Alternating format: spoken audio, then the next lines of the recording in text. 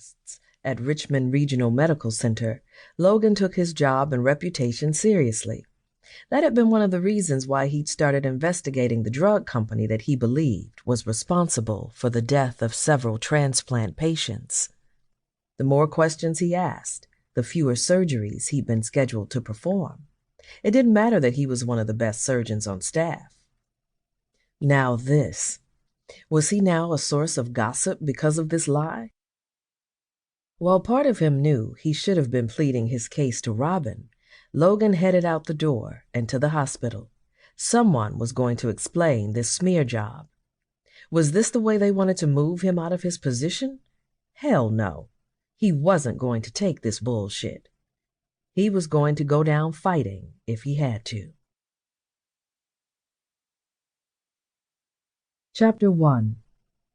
Robin knew the last place she needed to be was in Charleston, South Carolina, helping her baby sister Nina with her wedding plans. There was so much her sisters didn't know about what was going on in her life, and she didn't want to tell them while they were celebrating Nina and her fiancé Clinton's upcoming nuptials. "I can do this," she told herself as she walked into her family's historic bed and breakfast. The Richardson bed and breakfast had been the place where she learned about love as she watched her mother and father, Sheldon and Nora, live out a fairy tale romance that Disney couldn't reproduce if they tried.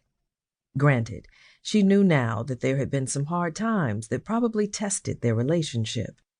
But there were no outside babies. Robin gently patted her cheeks to stop her tears from coming. She wanted a family like she had growing up. A loving husband, 3 or 4 kids, and happiness.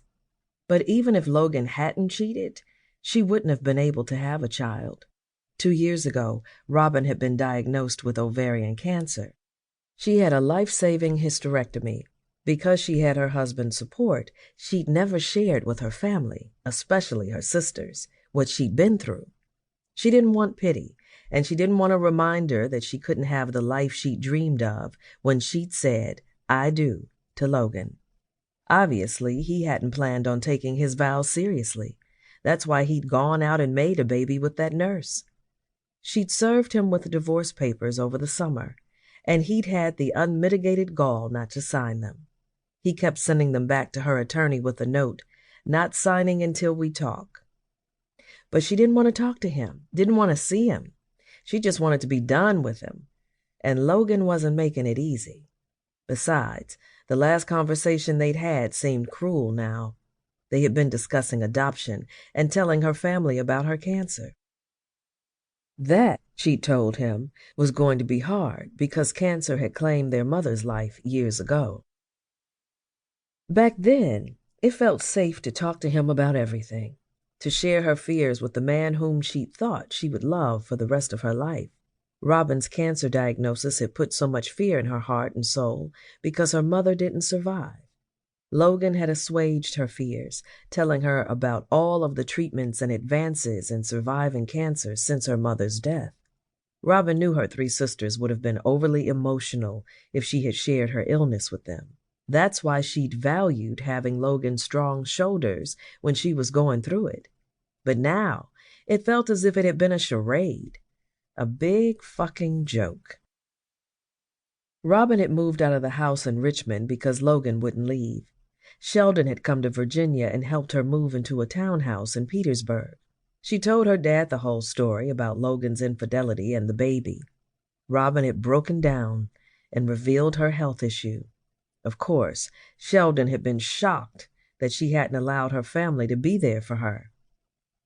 "Daddy, I thought Logan and I could handle this. He said he was going to." Her voice trailed off and tears spilled from her eyes.